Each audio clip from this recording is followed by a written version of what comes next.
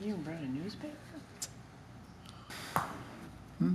You even brought a newspaper, huh? I'm really not. Oh, my brother. Oh. June. Oh, I was gonna say before. Oh, Gonna say no. something. What? Halfway packed. Wow. Are you really? Oh, yeah. I did have. You ready, guys? Yeah. Good evening. Today is Tuesday, July 1st. Please stand for the Pledge of Allegiance. I pledge allegiance to the flag of the United States of America and to the republic for which it stands, one nation, under God, indivisible, with liberty and justice for all. Heather, would you please take roll? Councilmember Raditz. Here. Mayor Pro Tem Smith. Here. Councilmember Lasky. Here. Mayor Sullivan. Here. Councilmember Keck. Here. Councilmember Grabowski. Here. Councilmember Ruzga. Here. City Manager. Here. City Attorney. Here. DPW Director. Here. Finance Director. Here. Community Development Director. Here. Police Chief. Here. Fire Chief. Here. City Engineer. Here. Roll call complete. Thank you. Public hearing on adoption of brownfield plan for property at 284, 285, 289, 294, 295, and 305 River Street, an unaddressed parcel in the city of Manistee. The purpose of the public hearing is to afford an opportunity for all citizens and interested parties to provide comments on the adoption of the proposed brownfield plan for the property at 284, 285, 289, 294, 295, 305 River Street, an unaddressed parcel in the city of Manistee Gateway. At this time, public is invited to speak on the proposed brownfield plan for the Gateway redevelopment project. No action is anticipated at the conclusion of this public hearing. However, it is a matter on the agenda for consideration later this evening. Public comment limited to 5 minutes. Is there any public comment on this one?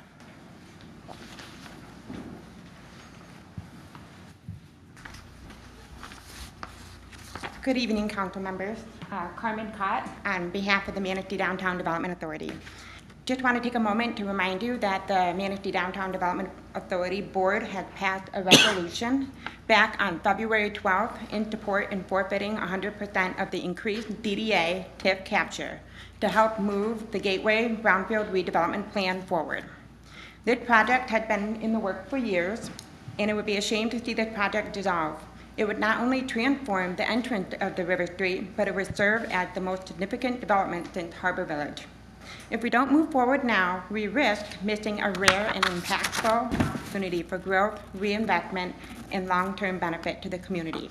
I hope council will consider adopting a resolution this evening. Thank you. Thank you. Anybody else?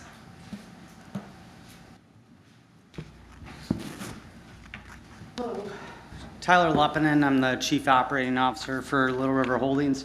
Unfortunately, our Senior Executive, Eugene Magnuson, was not able to attend, but we wanted to thank the Brownfield Redevelopment Authority for all their hard work on the Brownfield plan. Ed Bradford, your Brownfield Administrator, Bill, the City Manager, and City Council for considering the Brownfield request, and then also the DDA for their continued support for the project to get us to this point. Myself and T. F. Toxiatis, our Brownfield consultant, will be available for questions later during the presentation that your Brownfield Administrator will give to you. We recognize that this is a very important project for the community. And we're excited to see all the work that we've put in through the last number of years that's been done up to this point for this critical next step to move the project forward. Thank you very much. Thank you. Anybody else? Okay, public hearing is now closed. Citizens comment on agenda-related items. Any citizen with prior correspondence to be distributed to council should provide items to the city clerk prior to the start of the meeting or after the meeting has adjourned, limited to 5 minutes. Any public comment? Consent agenda. All items marked with an asterisk. Mayor, I think Sorry. we have someone. Public comment? Can I comment on the short-term? Yes, Yes. please. Please step forward.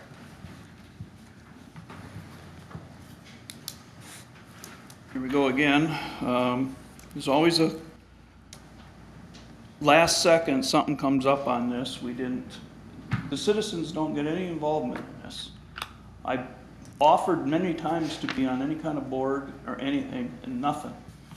And you're trying to pass something, none of the citizens get to say anything. It's like we don't count. People that own these short-term rentals are from downstate, out of state. We're not looked at as being a citizen. This is our retirement homes, our places that we rely on. There's a lot of us, that's our only thing we have. And there's a lot of people that don't come to these meetings because they don't want to speak in public. And I think that you're violating the code already, or the zoning ordinance, because zoning ordinance already says you can't have a business in there. And the state Supreme Court deemed them as a business, and now they're running them, and we're overlooking it. And so does that mean none of our zoning ordinances are any good anymore? Like if I get a parking ticket, I don't feel like paying it. I don't have to. No, I end up in court.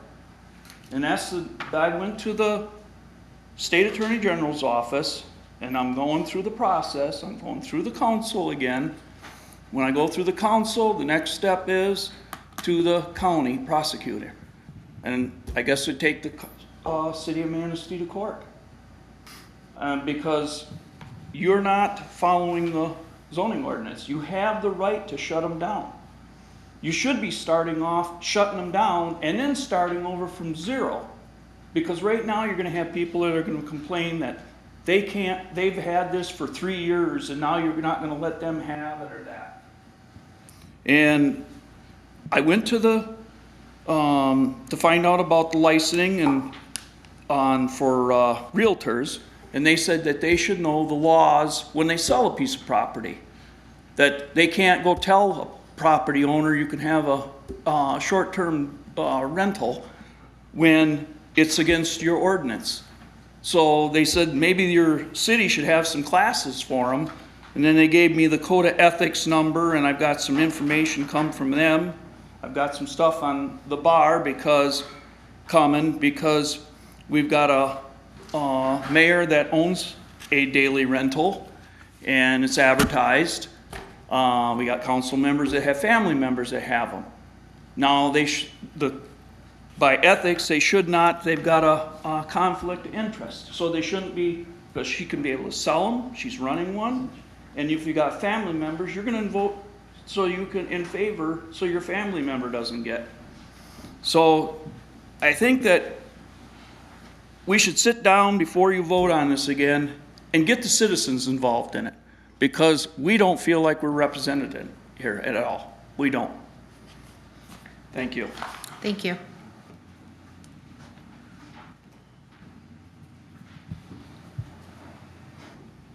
I'm Rod Adams, president of the Association of Lighthouse Landing Condominiums. I have just a couple of questions. First of all, when the paper came out and said that the Lighthouse Landing Condominiums was one of the sites where you had unlimited short-term rentals. So you're saying that anybody can come and rent condos at the Lighthouse Landing Condominiums for a week or 2 weeks? Our bylaws don't allow any short-term rentals less than 1 year. And I'm wondering if what you're proposing here supersedes our bylaws. And then I wonder why the condominium complex of Lighthouse Landing was picked to be one of the areas where you could have unlimited short-term rentals without, first of all, asking the association of that complex whether we would even allow that or not. And legally, I'm not sure that what you folks are proposing here would stand up against the bylaws that we have on the books and have had them ever since the condominium project was launched. Does anyone be able to answer that? Right now, it's just comment time. Okay, But so, it will be answered when we get to that section, yes. okay, all right. That was all I had. Thank you. Anybody else? I'm also with Lighthouse, and I'm on the board. And I just would like to know why we were picked out for this situation. Can you We're a please state condo your name, unit. sir? All right? We have an association. We have bylaws. All right? I can understand downtown maybe, although that gentleman has some very good objections. But people live there, so they don't have to do that. It's a condo. We don't want short-term rentals in our condo operation. That's why we have bylaws. And that's why most people, or everybody that lives there because they don't have to put up with that sort of thing. So I just don't understand how arbitrarily you can just say, well, this is what we're going to do to you guys. Nobody had a decency to talk to us. Thank you. Thank you. Anybody else? Okay. Consent agenda. All items marked with an asterisk are considered by the city manager to be routine matters. Prior to approval, any member of council may have an item removed and taken up during the regular portion of the meeting. Items include approval of minutes, cash balances, revenue and expenses, balance sheet, consideration of International Overdose Awareness Day event. At this time, council could take action to approve the consent agenda as presented. Is there a motion? I'll make a motion. Sir? I'll second that. Heather, would you please take roll? Councilmember Raddatz. Yes. Mayor Pro Tem Smith. Yes. Councilmember Lasky. Yes. Mayor Sullivan. Yes. Councilmember Keck. Yes. Councilmember Grabowski. Yes. Councilmember Rezga. Yes. Motion approved. Thank you. A report from the Manistee Area Chamber of Commerce, Economic Development, and DDA Authority. Carmen Cott and Andrew. Is Andrew here? No? Okay. It's Carmen.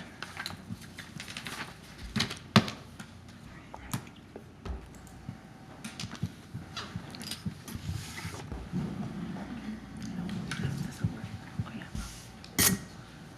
Carmen, you want to do it?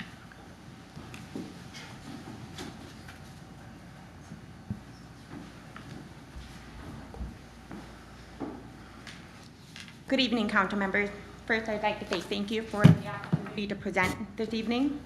I'm Carmen Cott. I'm the president and CEO of the Manistee Area Chamber of Commerce. I'm here to share an overview of our work and impact in 2024. Last year was a year of transition, growth, and meaningful community impact.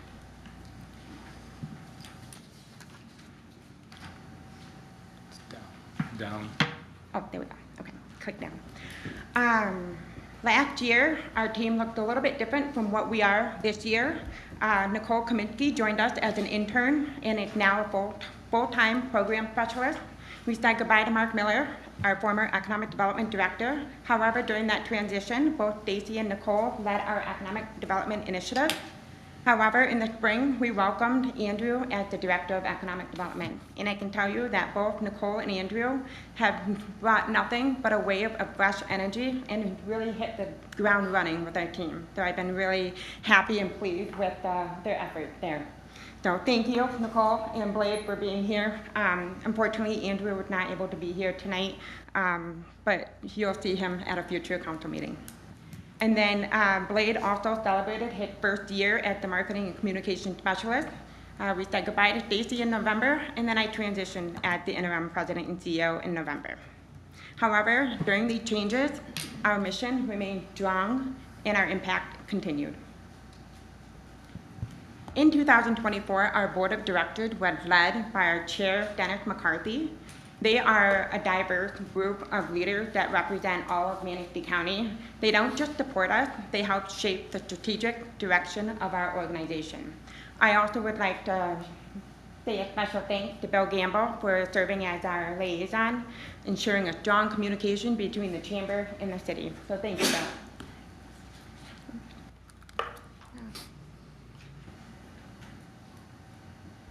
All right. Going ahead of myself. Our chamber is led by 4 priorities. We have 4 pillars that really shape our mission, and that focuses on business and legislative advocacy. We have economic and workforce development, leadership and professional development, and of course the downtown revitalization or downtown development authority. Again, all of these guide our work and help bridge the need of our Manistee businesses, our workforce, and make sure that we're continuing for the better of the community. Our investors are the backbone of the chamber, and it's their support that drives everything that we do. You know, there's something that I'd like to say, and a lot of times that with the Chamber of Commerce, a lot of times people ask me, what does the chamber do? Why should I invest in the chamber? And my response to them, which I'd like to share with you tonight, is you're not just investing in the chamber, you're investing in the community because our work directly impacts the community as a whole. So I hope that when somebody asks you that question of what the chamber does or why you should invest in the chamber, I hope that you can tell them and pass along that information so that you can continue the mission with us. This year, we welcome 23 new businesses, but they're not just businesses, they can be individuals too. They're small businesses, large businesses, and again, individuals who support our mission. Now, today, we are backed by over 250 members, and it's through their trust and their partnership that makes our work possible.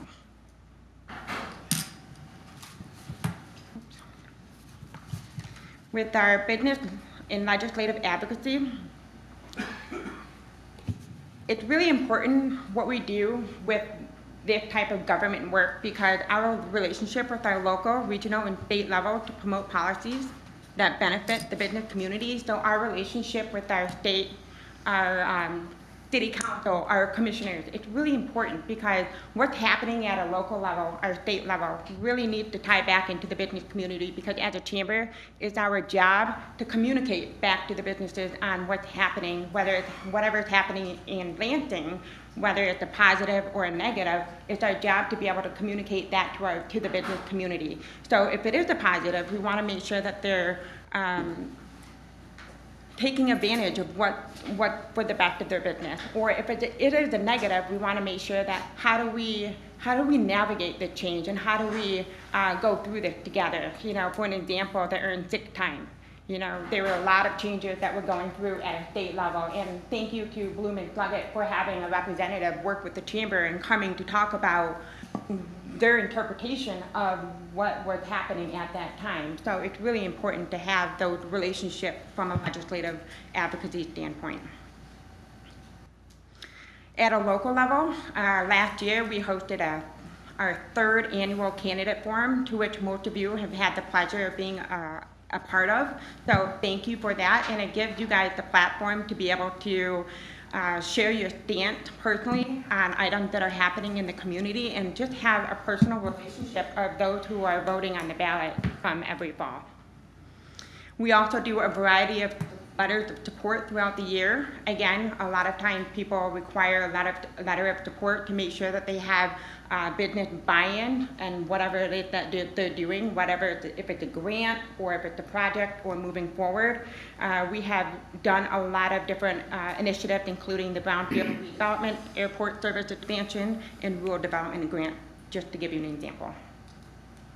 On a state and regional effort, we are a proud member of the Northern Michigan Chamber Alliance, which is a coalition of 19 different chambers and economic development organizations in the northern region. And why it's important that we're a member of that is because we can't do it alone. So banding together with all of northern Michigan and making sure that we are uniting our voice instead of having those dollars be spent in Grand Rapids or Detroit. We want to have a slice of that pie too. So we need to be able to raise our voice and stand proudly on some of the issues that are happening, including Manistee. So to be a part of the Northern Michigan Chamber Alliance is really critical, and I'm really proud that the Chamber is a part of that, and it puts us on the map. And then on a much larger level, and also being present at any conferences in the state and beyond, it's important to make sure that we do have a presence, because I'm a strong believer in it's not what you know, it's who you know. So making those contacts with those individuals, because whether you might need additional resources or you need a letter of support or maybe additional funding, maybe meeting someone at the Northern Michigan Policy Conference that you guys were able to go to. I know a few of you were able to go to this year, so thank you, Radka and Lasky, and I think Grabowski was there as well, so thank you for attending, and I know that there were a few of you that have attended in the past as well, or attending Chamber Day at the Capitol, or going to the Governor's Breakfast, just to highlight a few. So that's really important in the work that we do. Economic development. I'm sorry that Andrew was not able to be here this evening. I was going to have him spearhead these slides, but I am going to go ahead and share some of the work that he had spearheaded last year. So even though he was new, and really, he really hit the ground running on focusing on retention visits. He really made a big effort in sharing. He's here, he's available for those resources, and making sure that he's well known in the community. That sorry, I keep seeing you guys look behind me, so I'm wondering who's behind me. Making sure that everyone is aware of, okay, what are the resources that he can provide and help from an economic development standpoint. His initiative focused on retention visits, housing, and childcare. Contact and recruitment, the 440 number that you see up there, that means face-to-face contact. Things that he was doing to move the needle, they do not count, like emails or phone calls, so it's really making sure that we're getting out there in front of these people and bringing them to Manistee to look at these projects. So that's where that number comes from. And then there were a number of things that we did last year, such as the Riley Apartment Milestone, and then the West Shore Business and Economic Summit that we hold dearly with the Mason County Chamber Alliance and West Shore Community College, along with one of our investors, West Shore Bank. We are planning to have one this year in November of 2025, and you'll all be invited to that as well.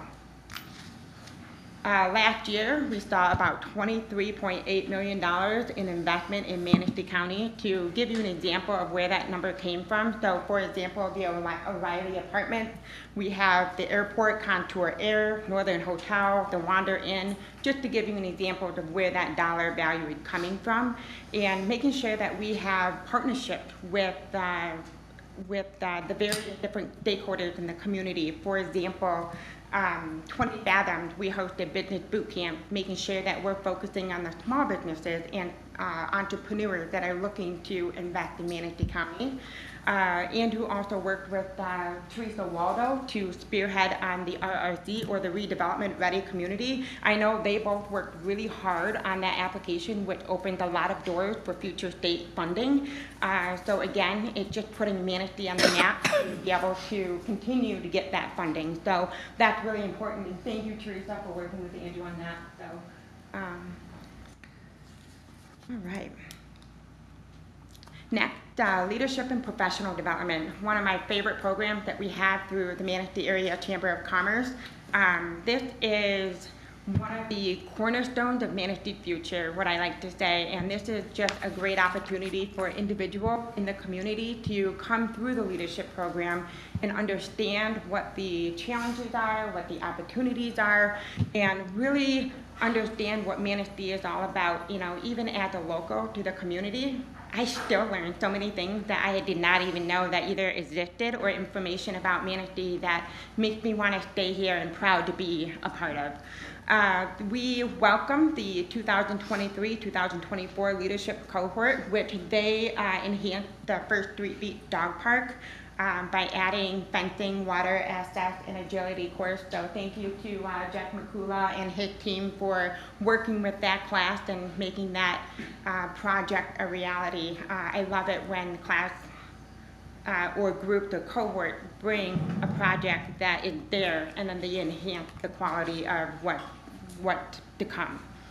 And then they also raised nearly $2,000 for the Manistee County Sheriff's Department for the K-9 unit. Looking ahead, we also welcome the 2024-2025 cohort, which they focus on inclusive, multi-sensory art installations to foster the accessibility and deeper community connections. So this class decided to install Art for All boards or stands around in the community, and thank you to the City of Manistee for allowing the class to work together to be able to place a stand at the switchback on the Riverwalk, down by First Street Beach, Rotary Park, and then of course at the library. However, I know that that went through the county for that one. And it just allows them to be able to work together, work on a project, which I hope then they may want to sit on city council in the future or on a board of their choice. Since 2015, we had about over 100 participants from 45 plus organizations that have been a part of this program. So it's been a very successful program, and we're looking forward to spearheading the 11th year this September. With the downtown, or the DDA, again, the goal is to prompt and create an attractive downtown to strengthen the community. It's a natural fit for the DDA and for the chamber to spearhead these efforts because it's already in our scope of work, and it's what we do best. The number of vacancies that were downtown early 2024 versus the end of 2024, we were able to reduce the number from 15 to 10, or by 62%. So what I mean by that is the number of storefronts that were empty at the beginning of 2024 to the end of 2024. Just the amount of work that was put in by Andrew and his economic development efforts showed that he had put in a lot of work, or 62%, to get that up again, as we know that the heartbeat of any community is the downtown. And in addition, with the Manistee Downtown Development Authority, last year we brought in an event trailer which has a lot of accessories included with that. So it's just, again, enhancing what we are capable of doing. The facade program, or the facade grant, is a well-known grant program that, again, a lot of people love because it enhances the downtown area. We were able to hand out 5 facade grants to the Piping Plover, CC Jewelers, These Carts, Well Nested, and the building that holds the purple paintbrush and Clean Lines. We were also awarded a MEDC fund of $150,000, which the DDA then matched $50,000 for a total of $200,000, and that was given out to Dwelling, Real Estate, Bluefish, Spicer, the Elk, and the Golden Stag.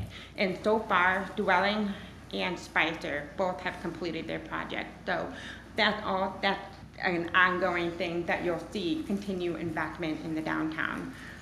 Last year, the Streetscape Committee was formed and is currently in the process of crafting a vision based on community input. So we're hoping that more information will be revealed later in 2025 to the community, as we'll be able to start some of the project in 2026. I do think it's important to recognize that there were a number of people that had a hand in the RAP grant for downtown, and I would like to recognize Andrew Stafford, Sammy, Bill Gamble, Lucas Richardson, which I don't believe he's here today,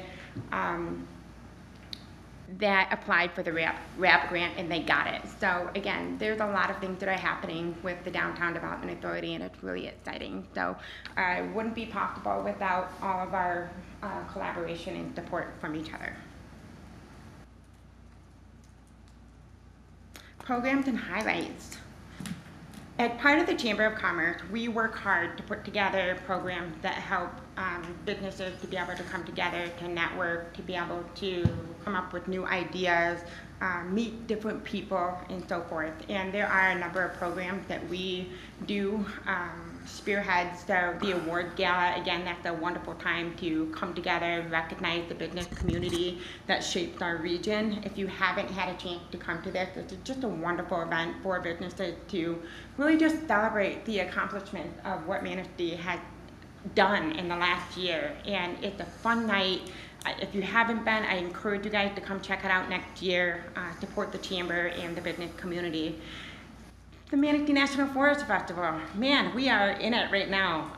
You know, it's a busy time frame. It kicks off tomorrow. We're really excited. Our team has been working really hard on getting everything out, really trying to embrace and enhance the festival, make it something that's fresh and new, and make it something that people want to come down and visit. So if you aren't planning on coming, I would encourage, you know, we are bringing back Twiggies, so it is a staple, and Forest Festival is also a homecoming for those that live here and those that used to live here. So that is kicking off tomorrow. And Manistee County Cash. This is also a wonderful program that we at the Manistee Area Chamber spearhead, as it's a powerful program because it allows the money to stay local in the community. So the way it works, it's a gift certificate program that people can purchase where they can shop at whatever store that they would like. And again, it allows the dollars to stay here instead of shopping on Amazon or going to a big box store, and being able to support our friends, our family, and neighbors. Again, these events strengthen our business visibility, it fosters the local community, and it creates a lasting community connection. Thank you for listening to me tonight. I hope that you learned a little bit about the chamber if you didn't know about it. I hope that you guys, if you have any questions, feel free to reach out to me. If you have any questions tonight, let me know. I'm really excited to be in this position as the president and CEO, and I look forward to continuing to work with the city of Manistee. So thank you. Thank you. Any questions? Well, I just got a statement, Carmen. I mean, I come to a lot of the meetings, and I learn a lot, and I wish a lot of us would come down there.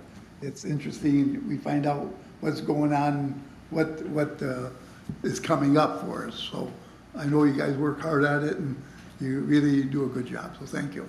Thank you. I think I agree with Jim, definitely, because I, for one, didn't know what the chamber did, really, till I got on council, and boy, you guys work hard. And I also want to say, the leadership group, I've talked to different, I don't know what you call them, people who graduated, and they always talk about it with a smile, so you must be doing something well there. So, thank you. I appreciate that. Thank you. I got one suggestion, and you're doing an amazing job, and we're blessed to have you in that position. I read that scope of what the chamber provides, and one of the things was 4 retention visits a month. And we had a small business in Manistee for over 40 years, and we were dues paying, and at one point we were very active in the chamber, and then the directors changed over time. But they never stopped by our business and said thank you for being a chamber member for all these years. And you're probably doing that, but it's so important because we put the picture in the paper of the new person opening in the ribbon cutting, but those old timers that have been faithful and are still in Manistee need to be a contact, and you'd be so good at that because your enthusiasm and just to see how, is there anything the chamber can do for them, how many employees they have, and what is the specific purpose of that small business? What do they do? What do they make? And that might, so it's just a relationship building thing, and you would be so good at that. Thank you. Yeah, you bring up a great point. Even though we're a small team and we've got a lot of initiatives that we have to focus on that to go towards the mission, we're doing our best to get out there in the community to stop by the businesses and have a better understanding of what's going on with their business and being able to find out what is going on with them, and are they happy? Are they doing well? What's not going well? What can we help them with? And then also, finding out from businesses that maybe are not a part of the chamber is finding out why. What can we do? How can we get out there and figuring out? So I know Jermaine Sullivan, I know we had a conversation in the past, and you asked the question why, and that really stuck with me. So we'll be in touch. Okay. Thank you. Thank you. Okay, consideration of authorizing a 3-year agreement with the Manistee Chamber of Commerce for Economic Development Services. The city has contracted Manistee Area Chamber of Commerce for Economic Development Services since 2019. This position most recently assisted with the city redevelopment ready community recertification and economic stimulus applications such as revitalizing and placemaking grant. The city has budgeted $20,000 in adopted fiscal year 2026 budgeted for this position. The city attorney has reviewed and approved the proposed agreement. At this time, council will take action to approve a 3-year agreement with the Manistee Chamber of Commerce for Economic Development Services and authorize the mayor and clerk to execute this document. Is there a motion? I'd like to make that motion, Mayor. And I'll second. Any discussion? Heather, would you please take roll? Councilmember Raddatz. Yes. Mayor Pro Tem Smith. Yes. Councilmember Lasky. Yes. Mayor Sullivan. Yes. Councilmember Keck. Yes. Councilmember Grabowski. Yes, Councilmember Rezga. Yes. Motion approved. Thank you. Consideration of a brownfield plan for the Gateway redevelopment project. Earlier this evening, a public hearing was held on the proposed brownfield plan for the Gateway redevelopment project. The City of Manistee Brownfield Redevelopment Authority has approved the brownfield plan. Public Act 381 of 1996 requires the municipality where the project is located to also approve the plan. At this time, council take action to adopt the resolution approving the brownfield plan for the Gateway redevelopment project. Is there a motion? I'll make that motion. Is there a second? I'll second. Any discussion?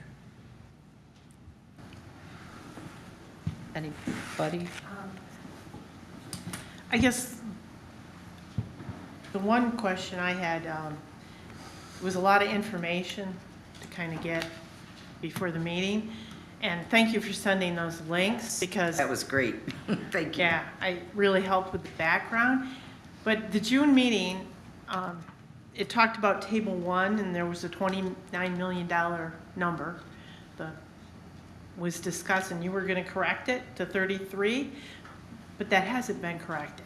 So I guess I wanted to make note of that.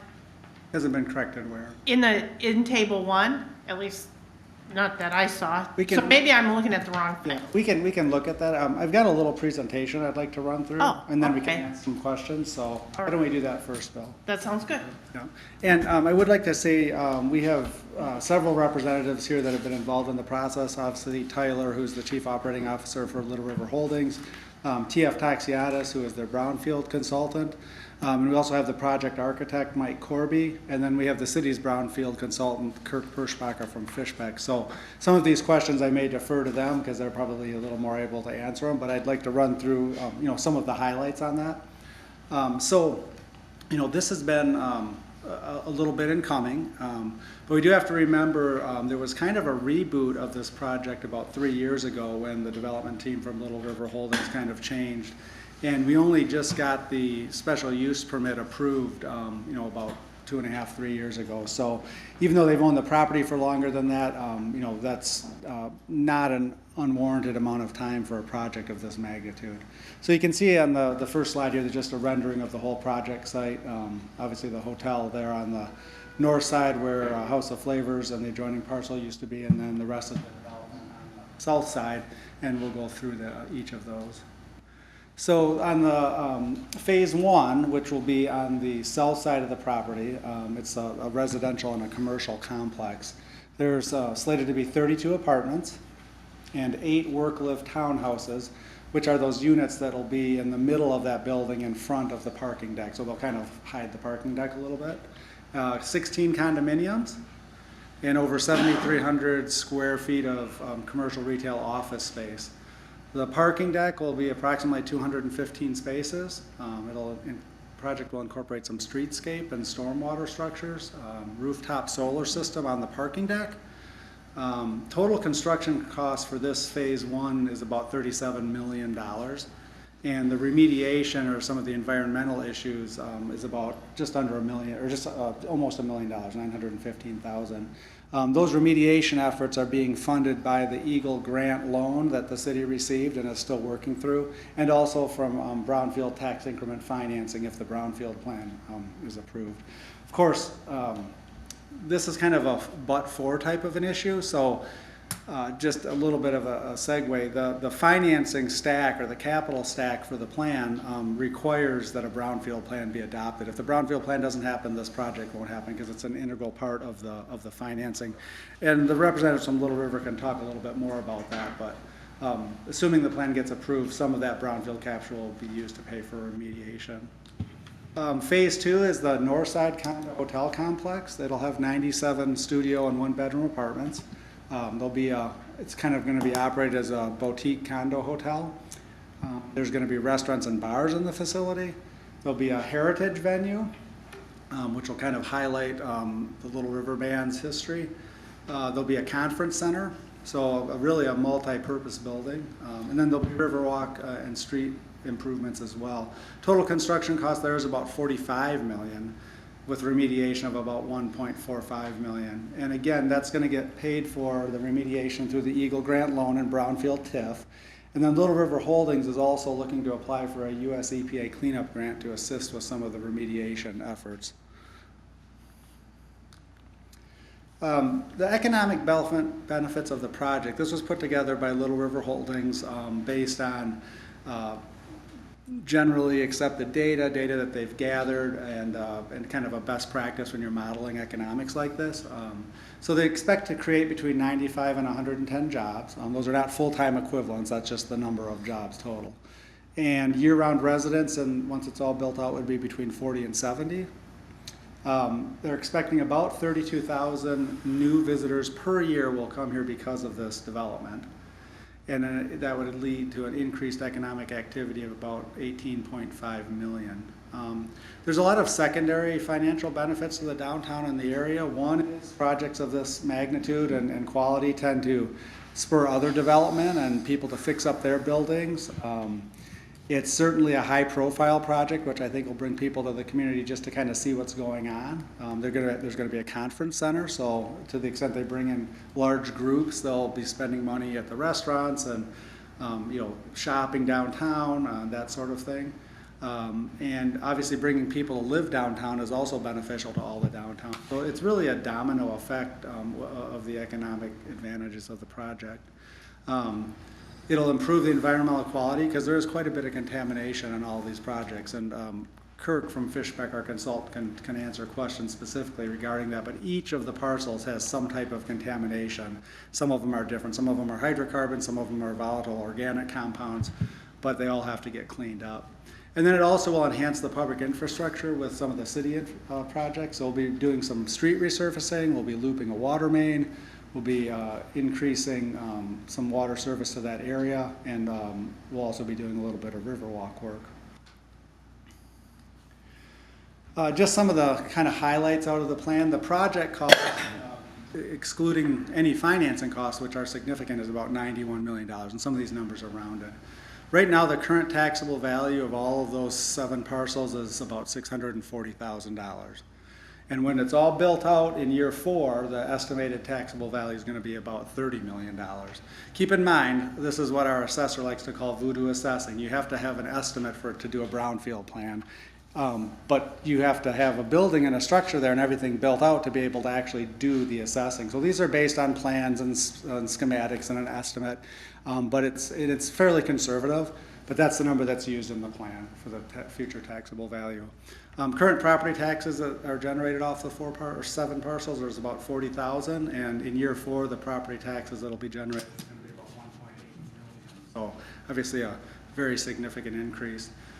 Total property taxes paid by the project over the 21-year estimated capture period is about $41 million in taxes. So in the plan itself for eligible costs, there's about $2.65 million of city infrastructure costs. I mentioned road resurfacing, looping the water main, the Riverwalk, and some upgraded infrastructure right on that first block of River Street. The Eagle loan is about $861,000. Developer costs are going to be about 1.089, I'm sorry, that's a typo, 21.089 million. And financing cost is about 8.6 million. So that's a total eligible cost of the 33,208,000. And these are round numbers from the plan. And then other costs built into the plan are over the 21-year capture period are administration fees, which we capture on every one of our brownfield plans, and also funding for the brownfield revolving fund, which local units can fund through plans in order to help with future brownfield projects. The TIF capture period is estimated at 21 years, and in the final year, the DDA will be capturing about $1.3 million a year once all the eligible costs have been paid for. So what are the action steps? Well, the DDA gave up their TIF capture through a resolution several months ago. The City of Manistee Brownfield Redevelopment Authority adopted the Brownfield Plan and the Development and Reimbursement Agreement, which Council will be considering after the Brownfield Plan at their recent meeting. So those steps are out of the way. Tonight we had a public hearing, and you're being asked to potentially approve the Brownfield Plan as well as the Development and Reimbursement Agreement. If that happens, then Kirk will get to work on the Act 381 work plan, which is a very important document. It has to be prepared in accordance with state guidelines and sent to both MEDC and Eagle for them to be able to approve it and give up the state tax capture as well as looking at the environmental work that needs to be done. There could be some potential MEDC funding as well that has to happen. If we get through all of that, which is well in the works, then the phase 1 complex, we will be doing the remediation. They'll be finalizing construction documents and bank financing, and then construction. And then on the phase 2 complex, which will overlap phase 1 a little bit, has to be a EPA cleanup grant application, again, construction documents, bank financing, remediation, and construction. The reason that the south side project is being done first is, one, you have to have parking for the hotel, and two, you have to be able to stage some construction stuff for the hotel. They plan on using some of the parking deck for that. And with that, we can take questions. Again, I've got a number of people here from the development team or myself, and we can answer any questions that council has. Councilmember Rozga, you had one question. The 29 million is one set of numbers, and I just didn't pick up the set of numbers on the next page. So if we pull up the brownfield plan, it's there, but I did correct that in the minutes, the draft minutes that were included in the packet. And that was where they were going to be corrected. Thanks. Yeah. I have a question. What became, and I don't know who should answer this question, what became of the Victorian look in our city? I cannot answer that question. I mean, this certainly does not look Victorian. I know that as of a year ago, the historical district was still very strong with that. I have personal interest in a different business downtown, and some of you will know what I'm referring to. There's no historical Victorian look to this. I don't know that I'm against that, but it's already been posed to me as a question. I guess I'd let the I guess I have to know an answer to that. I What think the happened to architect that? developer and the architect. is Mike Corby. Good evening. T.F. Taxiaris with Little River Holdings. The property is not in the historic district. It's outside the historic district. Okay. One.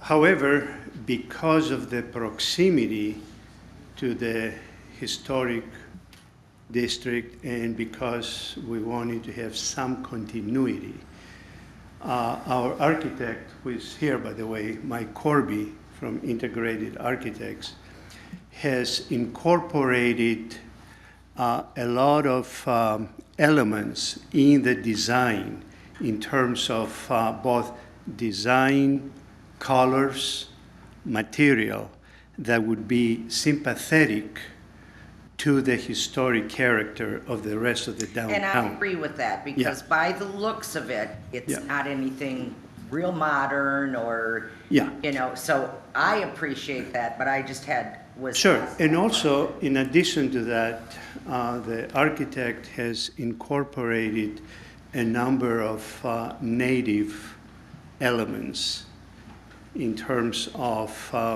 sky, water, fire, earth. And those are reflected in, again, in the material, in the colors, and in some of the details in the design. And I'm not an architect, but I cannot go into any detail, but if you would like, I can have Mike I don't think discuss it's it more. necessary for me. Yeah. I mean, I like the looks of it because it isn't real modern and, you know, looking like we're starting a whole new series here, but I was just curious about that. And then I did have another question.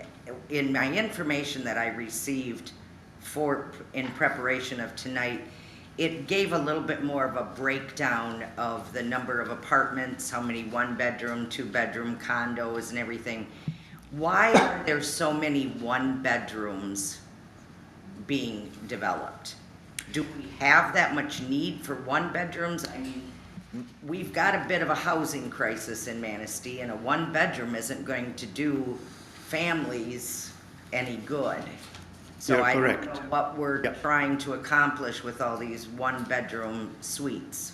One of the, when we redesigned the project about 2.5 years ago, we started in fall of 22 when Little River Holdings decided that the previous project was more narrow, more, it wasn't what the vision was.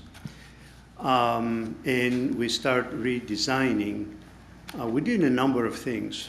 One is we did a survey of the major employers in the area. The hospital So the nurses and, the manufacturers, and they have, or at least they expressed was, two needs. One, they needed housing for professionals, primarily younger professionals that they wanted to attract into the community. They had, and they still have, difficulty bringing people in because of, and again, primarily younger professionals, engineers, nurses, doctors, that cannot find suitable housing, and they are looking at more of an urban environment to live and work in. Okay. So they wanted more of a downtown.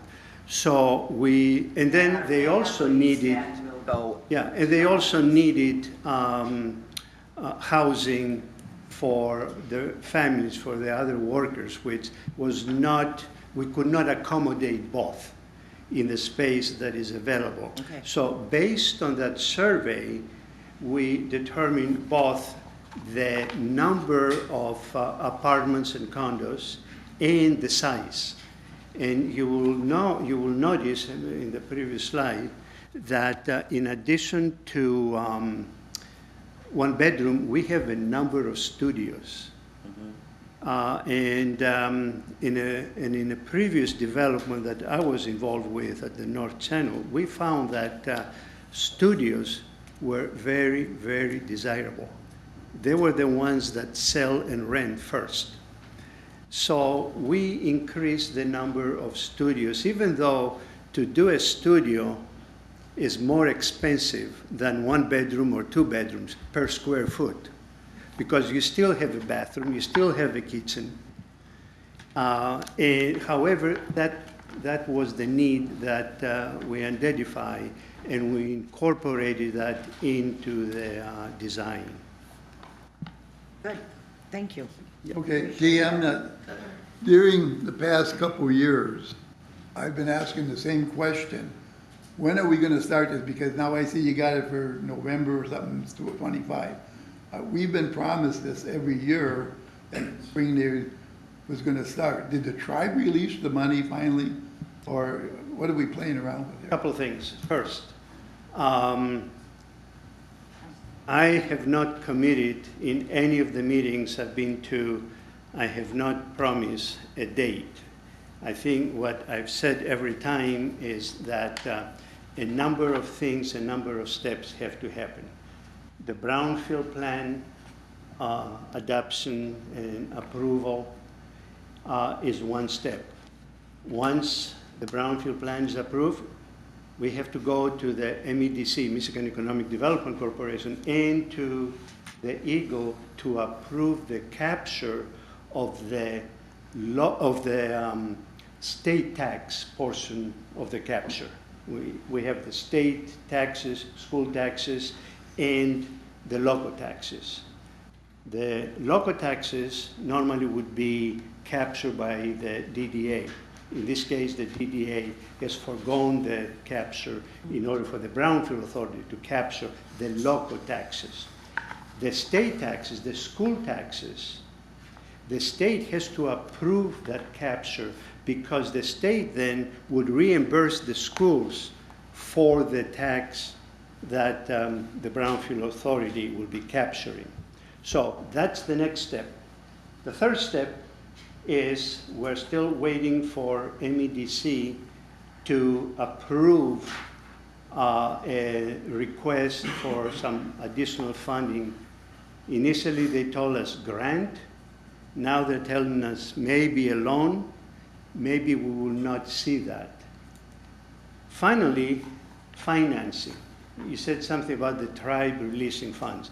The tribe is not financing the project at all. This is all finance, bank financing through Little River Holdings.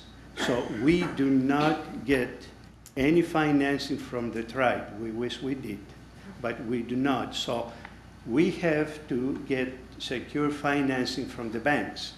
And the size of the project is such that no bank, and we have talked to a number of them, will finance the entire project. So that part of the reason for the two phases of the project is that we're close to having financing. We have commitments for the first phase, and we're working on financing for the second phase. So once all of these are in place, we can start construction. There is nobody in this room that wants to see construction started more than me, for a number of reasons. And we are looking at ways to utilize some of the EGLE grant loan that is available to start some work still this fall. But it has a number of hoops we have to jump. They have to approve it, so on. But we're looking at the end of the year, maybe remediation sooner, but start overall construction of the south side later this year, beginning of next year. Okay, well, Maybe. why I'm going on this is because I'm asking about if this is gonna start, because in your one statement, you said, assuming the plant gets approved. So if it doesn't get approved, where do we stand? The property, financially, the project cannot happen. Simple as that. And the property will remain empty, and then Little River Holdings has to decide what to do with a vacant property. And I know when I asked when this started, I said, please don't leave us with a mud pile. And that's what we're sitting down there with. Yeah, well, who's gonna turn downtown? And that's also part of the reason that we do not want to start with remediation that would leave a hole in the ground, have another Petoskey hole, yeah. I just want the people to understand what's going on with that. Yep. Thank you. And I'm guessing that US 31 project is all taken into consideration, because this is going to be going on at the same time?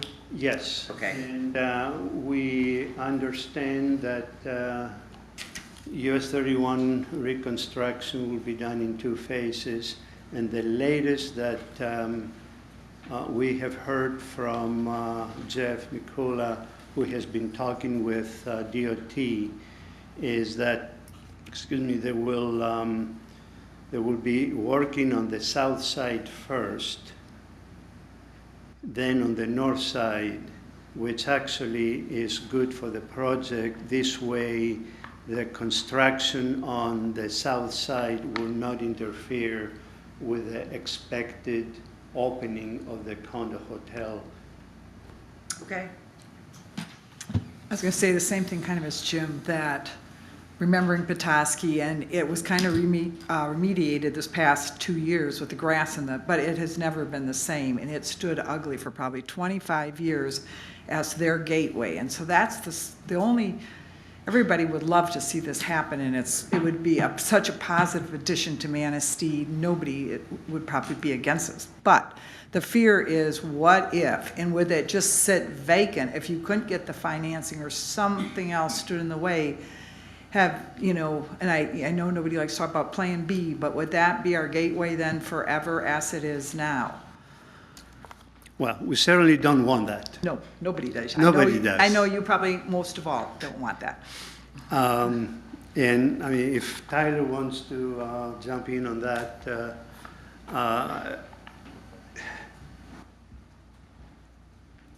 we do not want to leave open because, however, and again, if the brownfield plan is up, the MEDC approves the Act 381 work plan and the capture of the school tax, and MEDC comes up with the funding that they originally told us was going to be a lot more.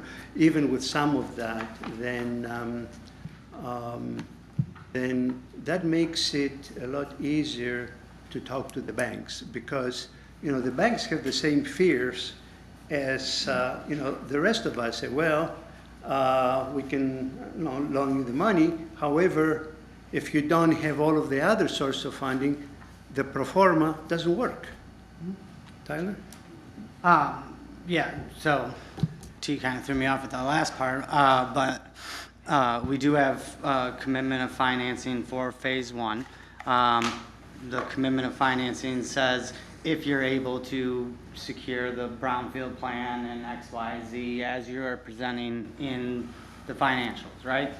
So that's as assured as you can get at this point. If everything works out, like you are saying, in the financial projections to get started, then we have finance, correct?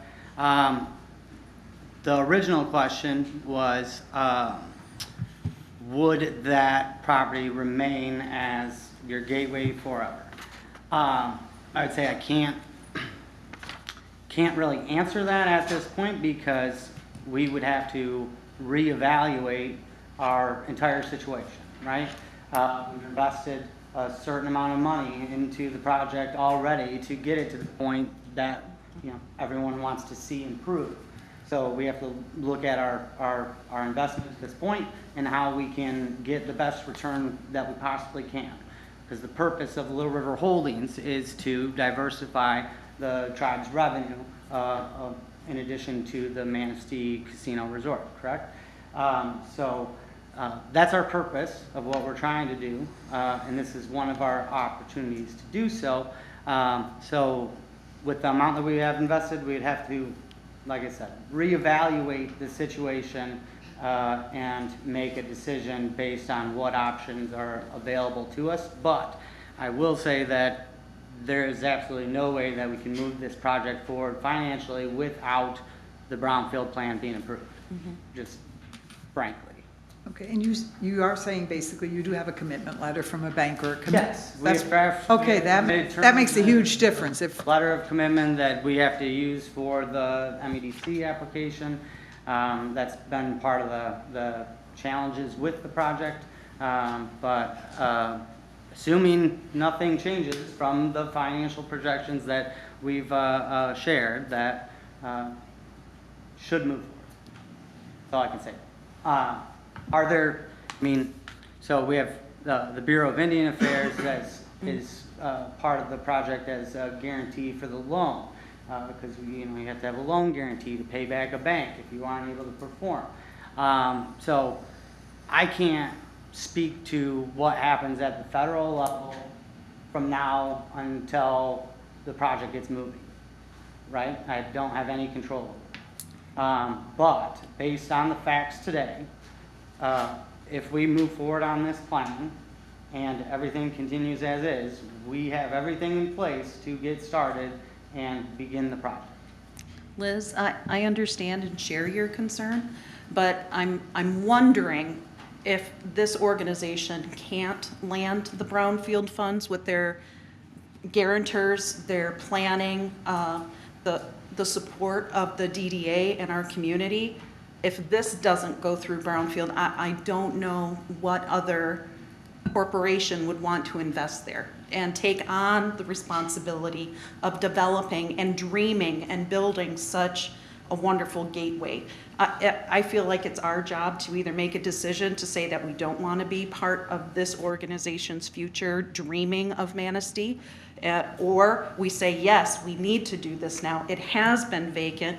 We're not going to get another developer here through brownfield if our city council doesn't support. No, I'm not against it. I just want a little protection there that we're not left. And you brought it up because we're at a point where we remember what Petoskey was like. So just a little protection, and we have to probably have faith that you would not leave us with that. And we have the same hopes and the best wishes and that's a huge piece if you have your financing. So that's huge. I agree. I grew up in Petoskey. That was a big community thing.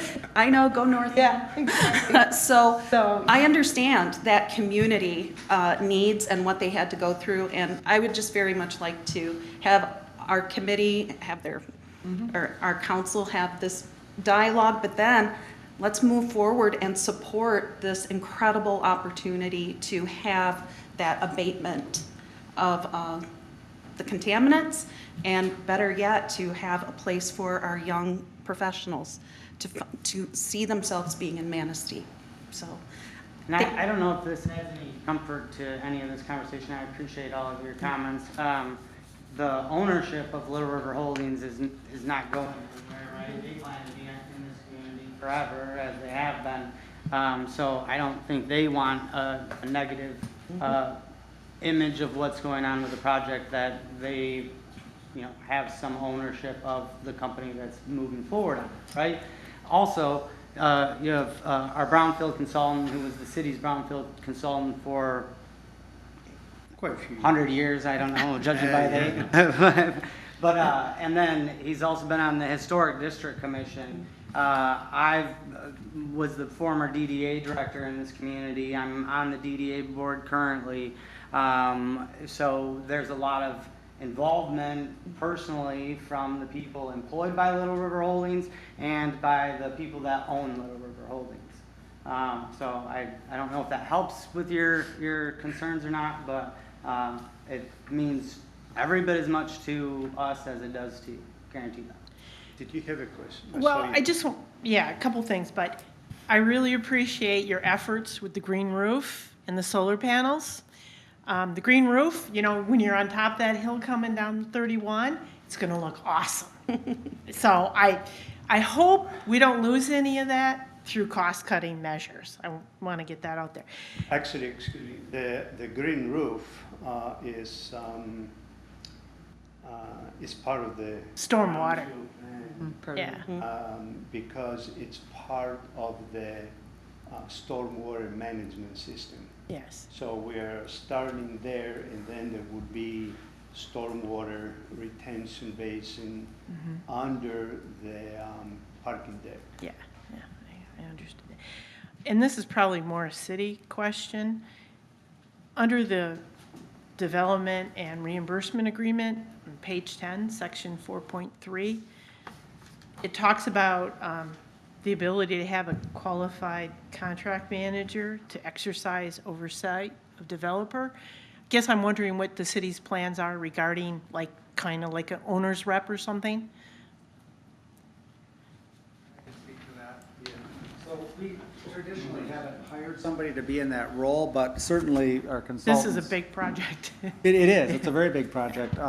But our brownfield consultants, Fishbeck, will be engaging with them to come up periodically and look at things, and they're going to assist us in scrutinizing the bills, once we get to that point where reimbursement actually can happen. So there will be some involvement. Also, our Public Works Director, Jeff McCool, is going to have, and as well as police and fire. I mean, all the departments really are going to be involved with this, because there has to be coordination on the infrastructure improvements.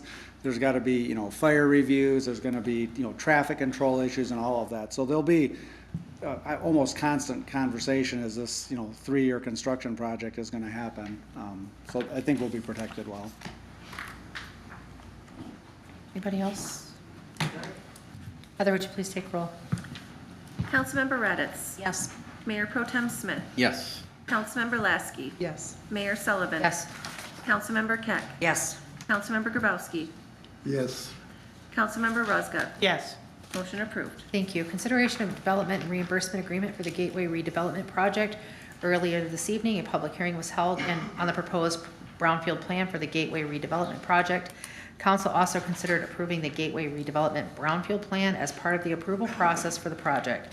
A development and reimbursement agreement between the city developer and Brownfield Redevelopment Authority needs to be approved. The Brownfield Authority has approved the development and reimbursement agreement and recommends its approval by the city council. At this time, council can take action to enter into a development and reimbursement agreement with Little River Holdings LLC and the city of Manistee Redevelopment Authority, and further authorize the mayor and city clerk to execute this agreement. Is there a motion? I'll make that motion. I'll second that. Any discussion on this one? Heather, would you please take roll? Councilmember Raditz. Yes. Mayor Pro Tem Smith. Yes. Councilmember Lasky. Yes. Mayor Sullivan. Yes. Councilmember Keck. Yes. Councilmember Grabowski. Yes. Councilmember Ruzga. Yes. Motion approved. Thank you. Consideration of ordinance 25-02 to add Chapter 868 short-term rentals and amend Chapter 1482 residential rental properties of the City of Manistee, Michigan codified ordinances. The city staff prepared a draft short-term rental ordinance which went before Planning Commission on March 13th, 2025. The City Ordinance Committee, comprised of 3 council members, met on May 21st and 5th, 2025 to review the short-term rental draft ordinance. The current draft being considered includes the ordinance committee's recommendations. As an ordinance, 2 separate readings are required. If this ordinance is introduced at this time, it could be adopted at the next regular meeting. At this time, council could take action to introduce ordinance 25-02, adding Chapter 868 short-term rentals and amending Chapter 1482 residential rental properties. Is there a motion? I'll make that motion. Is there a second? I'll second. Any discussion? Bill, is there anything Mr. Chick brought up about the Attorney General says this isn't lawful? What are we doing with this? Let the attorney answer that. Sure. I mean, it is correct that short-term rental use is considered a commercial use of property, but it is something you are absolutely allowed to permit. Under your zoning and legislative authority, you can permit commercial uses of residential property. We had two people here tonight from Lighthouse Landings and wondering how they got included in the updated overlay. If, maybe we should have checked or whatever, but if it's not allowed there, are they protected by their bylaws, and could their bylaws ever be changed? And I think they have some concerns, legit concerns, because the overlay district was changed. Yeah. Unequivocally, to the extent that there are condominium documents or other sorts of restrictive covenants that prohibit short-term rentals, they would trump the zoning ordinance to the extent that they are more restrictive. And to the Lighthouse Landings group, it was the ordinance committee. They wanted to include all condominiums, so it wasn't, obviously your bylaws, you control if you can have it there, but it was to give you that option, so it wasn't meant to impose something on you. Yes. So sorry for the confusion. So you're saying that... Yeah, you can't ask questions at this time. Sorry. If I may, I'd like to just kind of go over a presentation, just to kind of go over some items so we're all on the same page. Yes. Discussion. Thank you. So thank you, Mayor and Council, for the opportunity to present this update on the city's short-term rental ordinance. Tonight's presentation will review where we've been, where we are, and provide the ordinance committee's recommendation to move forward with this initiative. This slide highlights back to 2020 in response to rising short-term rental activity, community concerns, and the evolving nature of the tourism economy. Over the past 5 years, the City Council, Planning Commission, Council Ordinance Committee, and staff have engaged in multiple rounds of discussion, collecting public, professional, as well as various stakeholder input to help shape the proposed ordinances. This shows the history of what brought us here today. So you can see we've had many meetings. This has been on the agenda multiple times. The Planning Commission, City Council, City Ordinance Committee, and then we of course have the most recent meeting, April 15th. At the most recent City Council short-term meeting discussion, here are some of the items that were brought up to be addressed at the Ordinance Committee level. We worked with the City Attorney to incorporate recommended changes to the ordinance. So there's an ask to review a good neighbor guide checklist, and then a couple of the concerns were brought up. We'll go through that. The registry, this is the Good Neighbor Guide. One of the most effective tools we can offer is education. The Be a Good Neighbor Guide is designed for guests and hosts to outline basic expectations, noise control, parking, trash disposal, and emergency contacts. This guide is to help prevent issues before they arise. In the packet, you'll see the registration form and checklist. This form gathers various information, including if the owner lives at the property for a portion of the year and the amount of time the property is rented. Some council members brought up checking on the homestead exemption status. This information would give us some initial information about that. The property must be in compliance with the International Property Maintenance Code requirements. just as long-term rentals are. So kind of the checklist, these are some highlights. The rental checklist is much bigger, but neither checklist is all-encompassing. The house must be up to code, and there's some other requirements involved. One discussion point at the ordinance committee level was liability insurance requirement for insurance, and consensus was that the requirement should be the same for long-term rentals, and that there should be liability insurance but not require a specific amount for the liability insurance. So we made adjustments to the ordinance that it would be the same as required for rentals. So that's something that could be solidified tonight or at a later date if we're to kind of really get specific about those requirements. The outdoor burning guide, the city has a standalone outdoor burning guide. It's important for property owners to understand the potential risks of a fire pit. It clearly outlines what's permitted, what's not, including the requirement for a water source within sight of the fire pit. So that's one thing we have on added to the checklist as well for the building official to take a look at. During the last discussion, there's a question regarding Frankfurt Ludington short-term rental ordinance. These communities have placed caps on short-term rentals, mandated contacts, and implemented licensing permits with fees. These examples offer some perspective while we continue to work on our ordinance. So it's kind of for reference. City Council about a year ago purchased the Granicus software, and the city is better able to monitor short-term rental activity in the city. As of June 5th, we've identified 160 active short-term rentals. 75 are located outside the exempt zone area. That would be subject to the 5% cap of 165 units. The remaining 85 are within the exempt area, which currently has no cap. We've seen this Granicus reports kind of vary within 5 when we run it every couple of weeks. So there is some room for expansion to grow. There's been some concern about the lottery, and that's just a process if needed. We don't anticipate that needed if the ordinance were to pass as presented. The percentage is based on the number of residential parcels in the city, so 3,207, so 1% is 33, so rounding up, and then 5% is where you get the 165. As I mentioned, the overlay district, we added the remaining condos, so Harbor Village, Lighthouse Landing, Shipwatch, and also there's a couple properties over by Lakeshore Drive, Fifth Avenue Beach area as well.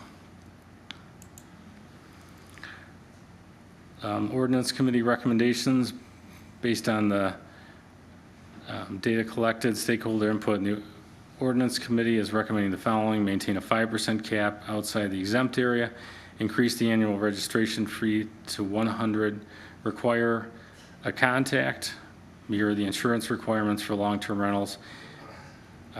So these recommendations were intended to strike a balance between economic development and neighborhood preservation. So this concludes the presentations. I'm happy to take any questions and kind of talk through any issues council would like to discuss.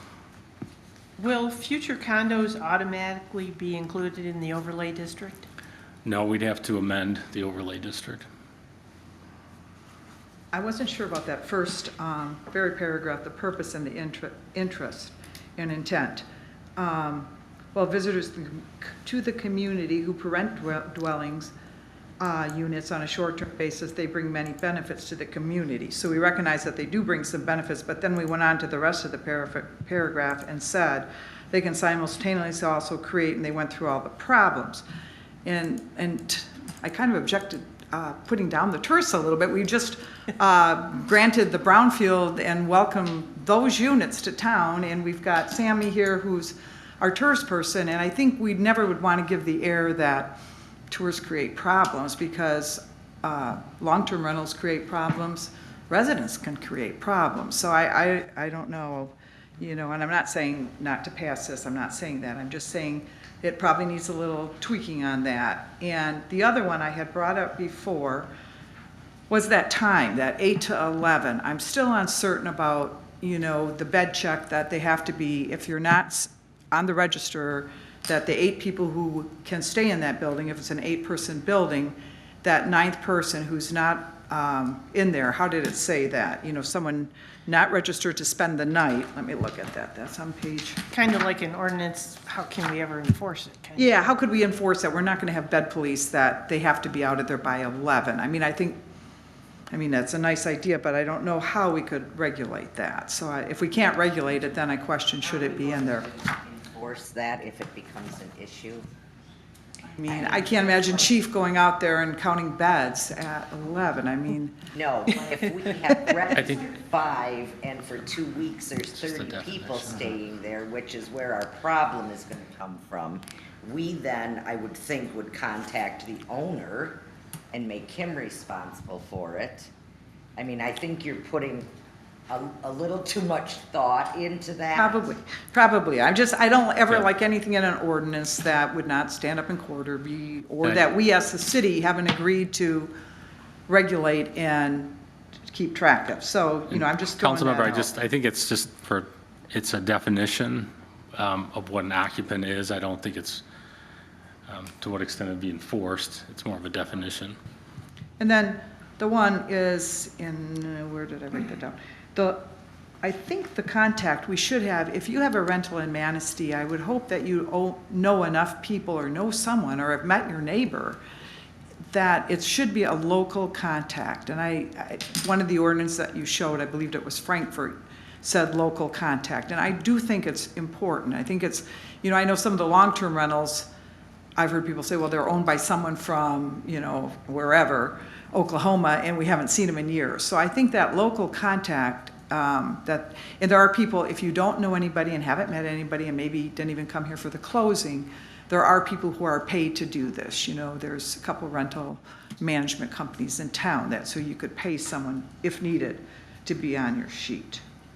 So I think that was basically it. And I think like any ordinance, and I think Brian Chick brought this to light, the input, I know that the ordinance committee is working on updating many ordinances, and I think that's got to be a continued thing. And I think as you look at, like, say, the blight ordinance and that, the citizens need to give input on that, and they need to, and I know that they're not on the ordinance committee, but through letters and reading the ordinance and reading other cities' ordinances, I think that the ordinance committee would probably value their input. So I would hope that we would. So I think that even on this, if this will probably be passed, and I think we just have to constantly say this isn't forever. I think we have to continue to do the good job and look at the ordinances and make corrections as needed. That's it. Anybody else? Does, like Mr. Chick brought up with Jermaine having a house or renting a house, I didn't know, does that affect when she comes to vote? No, this is a legislative decision that affects citywide. It's not directed towards any particular property or person, so I wouldn't consider that to be a conflict of interest. Okay. Anybody else?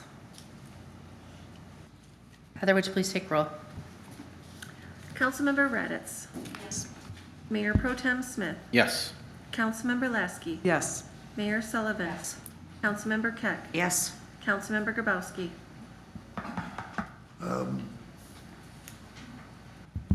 No. Councilmember Ruzga. Yes. Motion approved. Thank you. Consideration of zoning ordinance Z25-02 to add Article 23 short-term rentals and amend various articles to include short-term rentals. Zoning ordinance Z25-02 adding Article 23 short-term rentals and amendments to various articles defined and establishes the short-term rental overlay, which shows the exempt area for the short-term rental cap for the rest of the city. As an ordinance, 2 separate readings are required. If the ordinance is introduced at this time, it could be adopted at the next regular meeting. At this time, council could take action to introduce zoning ordinance Z25-02, adding Article 23, short-term rentals, and amending various articles to include short-term rentals. Is there a motion? I'll make that motion. Is there a second? I'll second it. Any discussion? Heather, do you have something? No? Okay. Heather, would you please take roll? Councilmember Raddatz. Yes. Mayor Pro Tem Smith. Yes. Councilmember Lasky. Yes. Mayor Sullivan. Yes. Councilmember Keck. Yes. Councilmember Grabowski. This is just to amend, yes. I'm sorry? Yes. Councilmember Rezga. Yes. Motion approved. Thank you. Consideration of applications to boards and commissions. The city clerk has taken action to advertise vacancies on Brownfield Redevelopment Authority, Compensation Commission, Parks Commission, and Zoning Board of Appeals. Mayor and manager appointments require a motion, second, and council voted support. Nominations for council appointments do not require a second. After all nominations are made, council votes on the nominees until one nominee receives the majority support. The following applications have been received. Brownfield Redevelopment Authority, 1 vacancy term ending 6/30/28. The purpose, promote revitalization of environmentally distressed and functionally obsolete areas. Mayoral appointment, Shelley Memberto, 347 2nd Street, Vidar Lirim, 445 Cedar Street. Parks and Commissions, 1 term, 1 vacancy term ending 6/30/26. The purpose, advisory of parks development, maintenance, improvements, and identifying, planning, implementing public and private beautification projects. Mayoral appointment, Tim O'Connor, 330 4th Avenue. At this time, mayor and council could take action to make appointments as noted above. Brownfield, I would like to appoint Shelley Memberto, 347 2nd Street, to the term ending 6/30/28. Is there a motion? I'll make a motion. Is there a second? I second. Heather, would you please take roll? Councilmember Raddatz. Memberto? Mayor Pro Tem Smith. Memberto. Councilmember Lasky. Memberto. Mayor Sullivan. Memberto. Councilmember Keck. Memberto. Councilmember Grabowski. Memberto. Councilmember Rezga. Memberto. Motion approved. Thank you. Parks Commission, I would like to appoint Tim O'Connor, 330 4th Avenue, to the term ending 6/30/26. Is there a motion? I'll make that motion. I second. Heather, would you please take roll? Councilmember Raddatz. O'Connor? Mayor Pro Tem Smith. O'Connor. Councilmember Lasky. O'Connor. Mayor Sullivan. O'Connor. Councilmember Keck. O'Connor. Councilmember Grabowski. O'Connor. Councilmember Rezga. O'Connor. Motion approved. Thank you. Citizens' comment. This is an opportunity for citizens in attendance to comment on municipal services, activities, or areas of city involvement, limited to 5 minutes. Letters submitted to council will not be publicly read.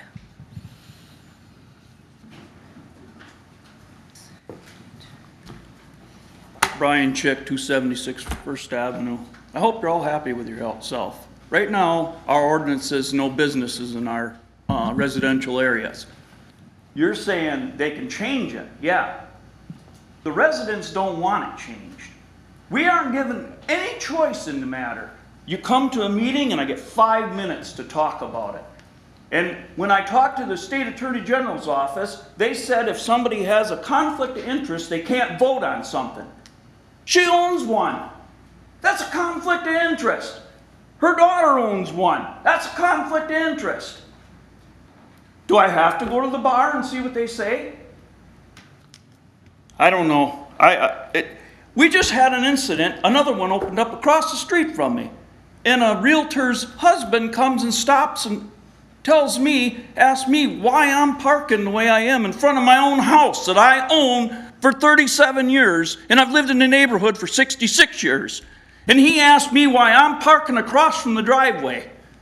And you know, I told him, I said, it's legally parked, both my vehicles, and they've been there all day. Nobody was across the street. We didn't know it was a daily rental until I talked to the person renting it. Then I talked to the owner. And the owner didn't say, they didn't have a right, because the husband of this realtor stopped to tell me that I could. And now it's caused more rift in the neighborhood. And now we've got 3 of them right around us. I thought there was supposed to be some kind of look at some plan. This city sucks. It really does. Anybody else? Let's go. I just want to make sure that I'm clear that our bylaws supersede what you've written in the paper. I would also like to ask the board to remove Lighthouse Landing from the communications in the future, that we're not there to have short-term rentals. And I think it's important that the community knows that. These are our homes. It isn't any different than if we lived in the neighborhood. I don't think anybody here would want their communities promoted to have short-term rentals. And I think it's important for us to get that off of that communication. That if you look at the picture, Lighthouse Landing is picked out amongst all the other ones, just like where it's highlighted. This is unlimited short-term rental. And we need to get that off of there. These are our homes. They might call them condominiums. They're not apartments. They're our private homes. And just like was said before, we live there because we don't want short-term rentals. It isn't any different than your homes. So I'm asking the board to get that off of there. Okay? Thank you. Thank you.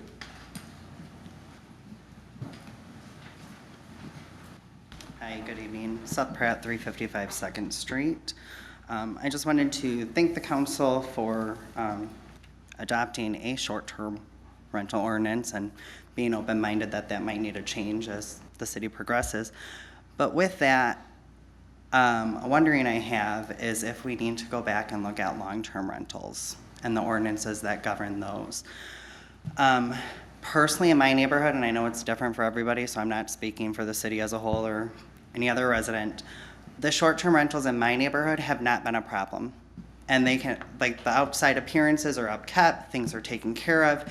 I think that they only probably add to my property value. But the long-term rentals, different story. Neighbors and I have been communicating about the property on 3rd and Walnut. And now the property on 1st and Walnut has had a for rent sign in the yard that says by the day, 3 to 4 days, week, month, or year, and it has not even been inspected. There's a wraparound porch that hasn't been completed. There's numerous projects. I'm pretty sure it's been operating as a short-term rental because guests have been coming and going for a number of years. Calls have been made by numerous residents to the building inspector about the property on 3rd and Walnut, and we're not getting communication back. So that's adding to residents' frustrations about the ongoing concerns, and things have escalated to the point that the police have been involved, and they've done a great job, no complaint there. But I'm just saying, like, when we're talking about number of guests staying at short-term rentals, we have people that have people moving in long-term rentals that the landlord has no idea other people have moved in. A neighbor and I happened to run into the building inspector recently when we were outside, and we talked to him about 3rd and Walnut, and the response was, I didn't know that it was ever being rented. We've been complaining about this for years now. If you drive by, you would have seen cars. One of the tenants was a long-term truck driver, and he parked his semi-truck on the lawn. We have extension cords running out of windows. We have water coming down from the ceiling. We have, from what I was told, now he found out it was rented because the tenant gave him a lease. Well, how is that? There's no oversight. And then what we were told was, well, the ordinance doesn't really have any teeth. Well, if that's the case, we have to go back and fix this, because while I don't like it as a neighbor and it's depreciating my property value, nobody should have to live in those conditions. And that is a 3-unit rental, and that is not the only one.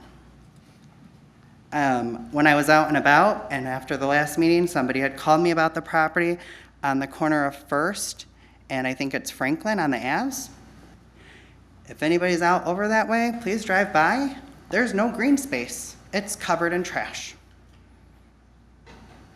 And it's probably as tall as I am.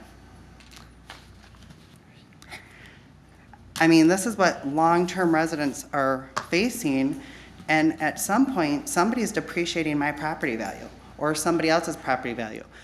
I'm not asking because somebody put a siding color up that I don't like or I wouldn't have chose. Like, that's totally different. But when somebody else is living conditions or negatively impacting people's property values or impeding on their rights, I think we have to be a little bit more vigilant about it, because right now it seems like there's a systemic issue that's not being addressed, because some of these people own multiple properties. So maybe there's a way to look at, if you're not up to code on, if you have 4 rentals, maybe we don't approve a 5th rental until you're up to code on the 4th, because it just seems like you're shifting the problem. I don't know, there's got to, there's an old saying that people either work for the carrot or they work for the stick, and somehow there's no consequence for some of them. So we have to figure out how to make this work, because housing is a concern, but I'm also concerned about the long-term rentals and the quality. And some of them are bringing in a hefty price. I mean, on the 3rd and Walnut, I think the lady told me for 1 unit, she was paying $1,200 a month, and it was a 1-bedroom. And that was the one where the water was leaking. That seems quite high to me. So again, I'm not complaining, just wondering how we can move this forward. We have a committee, the NRBC. There's a lot of talented people on that. There's a lot of people with creative thinking. There's a lot of long-term residents that have seen the city evolve over the years. Maybe we can go back to them. Maybe we can start a community group, because this isn't the first house, and this isn't the first time I've been to council over blight. Some of us have dealt with it on another property for over 5 years, and that gentleman actually took apart a car on the street and wrote "F-U City of Manistee" on it, and it sat out there for 3 weeks. And it wasn't in front of his house. So I'm just wondering how we can move forward to protect everybody's property interest and make the community a better place to live. So thank you for your time. Thank you. Anybody else?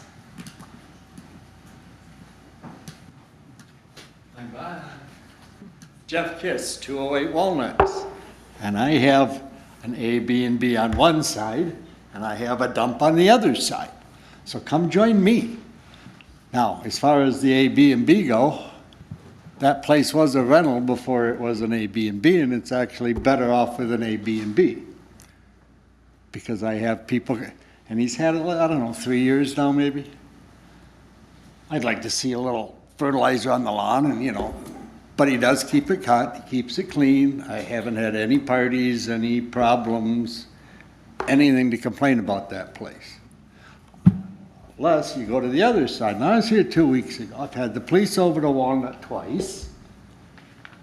I had the ex-wife of the guy that owns the place come in and say she's the new owner and blah, blah, blah. And then got drunk and passed out. And the cops couldn't get her out of the house because they couldn't get a warrant or whatever. So, and then she brought a little guy, I don't know what the hell he was, her bodyguard or whatever. But then when she finally left, he kept coming back and going into the house. Officer Glass actually came and he didn't do anything about it because one of the other neighbors called on him, and it just happened to be in front of my house. So me and Officer Glass were talking about, what can go on. But, it seems like the people that are renting have rights, the people that own the property have rights, but the neighbors don't have any rights for shit. The city just does not seem, we need to amend amendments or whatever. Blythe is Blythe. Who's doing Blythe? Who's doing, inspections? Who's doing what? It doesn't seem like anybody knows who's doing what, when, and why. You know what? Now we're going to court, correct? On the 11th. And I talked to Jerry Blue today, and he's going to recommend that, maybe we get the place torn down. But if we don't get the place torn down, then what's going to happen? All I know what's going to happen is another Wade's going to go buy the place, and he's going to put a bunch of pretty lipstick on that pig, and he's going to start renting it again. And I'm going to be stuck exactly where I was, with a shit house next door and a bunch of drug-crazed idiots running in and out for the next 20 years I own my place. You know what? Yes, we need to start amending. We need to start doing something to back up the city. The city needs to start backing up everybody. Jerry Blue says, well, I had Wade 3 or 4 times, and I'd set up a meeting, and he wouldn't show. Well, you know what? If he doesn't show, there's a $1,000 fine right there. He does it again, there's another $1,000 fine. The third time he does it, throw his ass in jail. These places needed to be inspected and inspected properly. You know what, there's a staircase running up there that's been there since the day that place was built, 1849 or something, you know? And it's the original staircase. It's like this. There's no way any city inspector, anybody that knows construction, would allow anybody to go upstairs and occupy that house.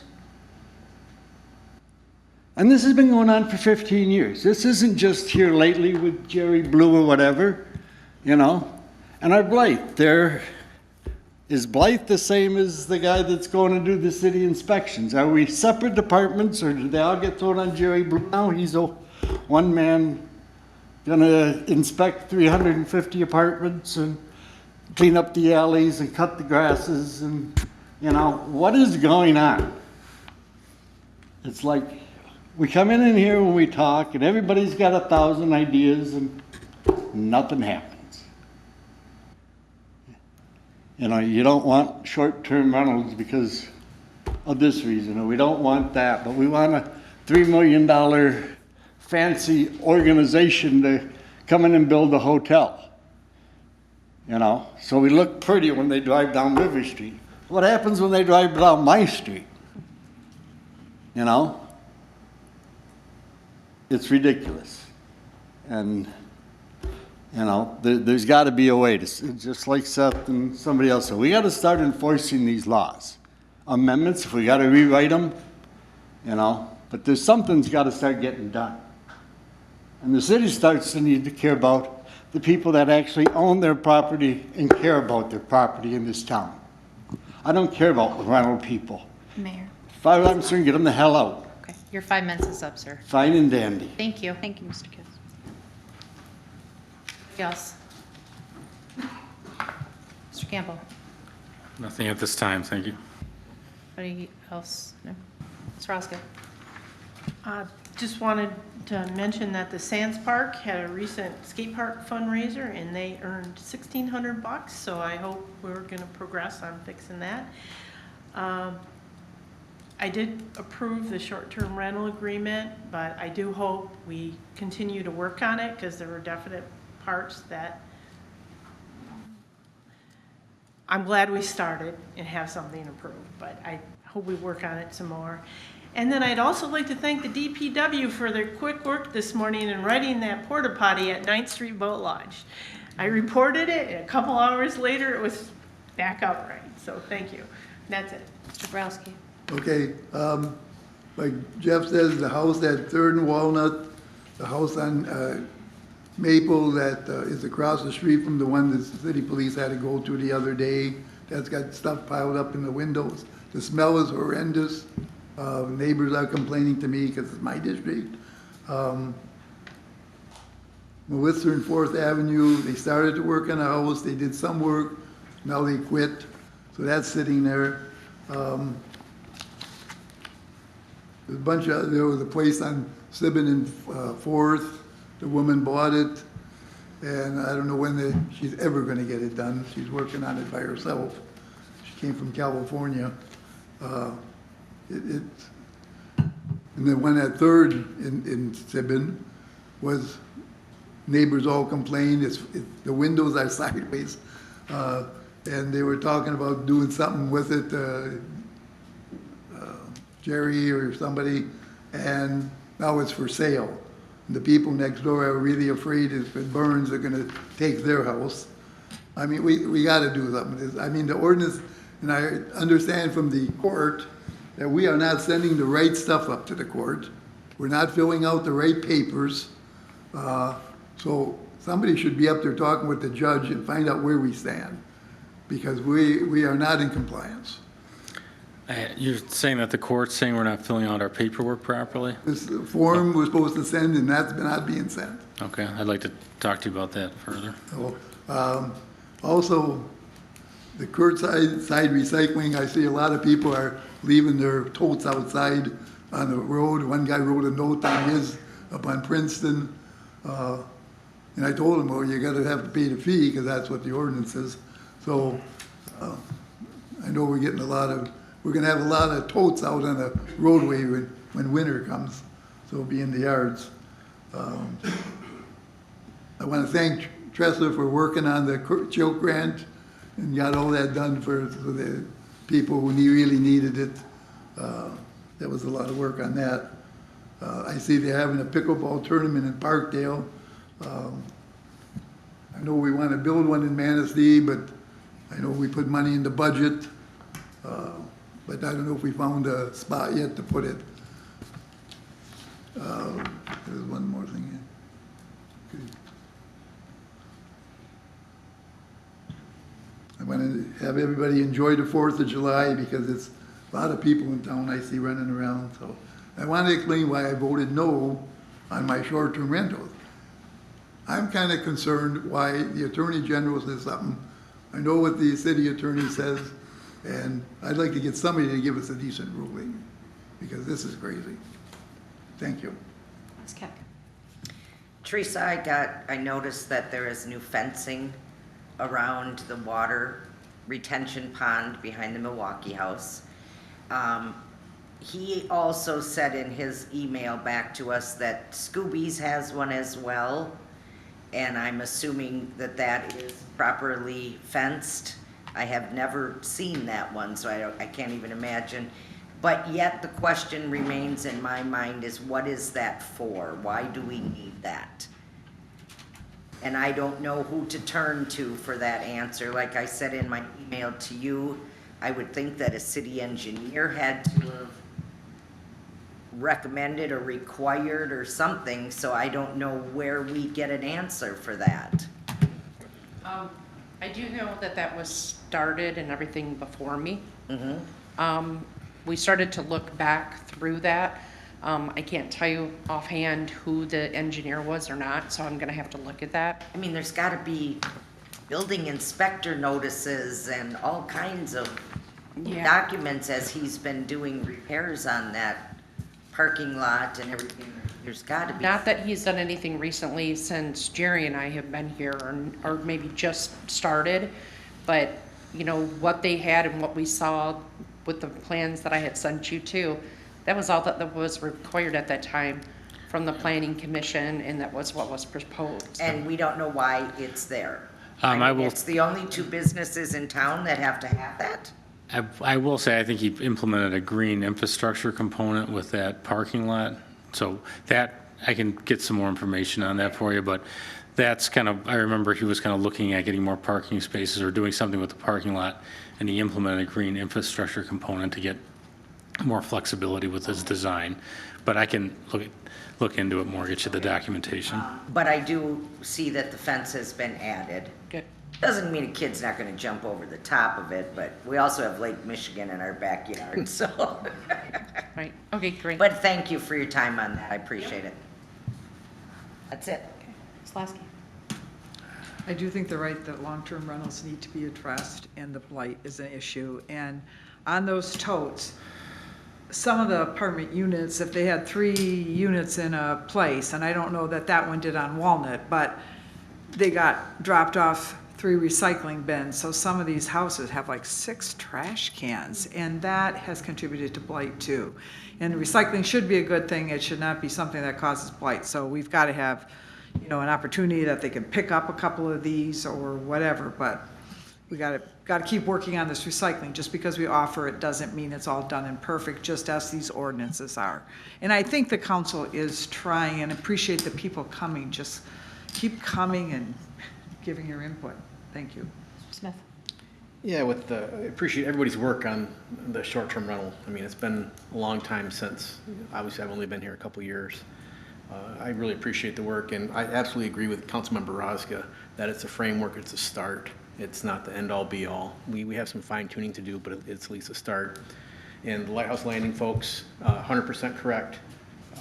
You have my apology that that happened and that it caused you some stress, because that absolutely was not meant to be that way. The other thing is, it's 4th of July week and weekend, everybody. Got a lot of people coming. Town looks beautiful. DPW, Jeff's done a great job. The parks look great. The Parks Commission, great job. let's keep our firefighters and our police officers in mind through this weekend, because it's gonna be a warm one. Be a lot of people, and a lot of people not doing probably some real smart things. So I appreciate everybody's work, and let's have a safe and happy 4th of July. Ms. Raddatz. And I would just like to thank again the Chamber and the Downtown Development Agency, not only for their presentation tonight, but I've known a lot of chamber organizations that are there to maintain the status quo. And I feel like the support that we have from our chamber is dynamic and actionable in growing Manistee in a combined vision. So just really impressive work, and thank you for sharing that work with us tonight. I just want to update everybody that the ordinance committee is working on updating the ordinance for the long-term rentals and the blight ordinance to kind of separate structural blight and then garbage blight. I do have a question for Chief Glass, though, if I can ask. So I know it's not really in our scope of what we do here, but the house on Maple Street, I'm just concerned. For my own personal, because I don't know how this works. Like, that house was condemned and they moved to a different county. Is CPS still involved? Because there was babies in that house. So no, there wasn't, and CPS is not involved. There wasn't kids in that house? Yeah, yeah. So the police department investigated that. We've requested felony warrants for that. We got the building official involved. CPS is not involved in that case. They do not live there. The current residents live there in weeks. Okay. So yeah. Okay. That was my only question, so. Just real quick, if you might indulge me, our code enforcement officer started last week. That was one of his first days, and I'll bring him in front of council at the next council meeting. Okay. Oh, we hope. I hope everybody has a great 4th of July weekend. I will take a motion to adjourn. Motion.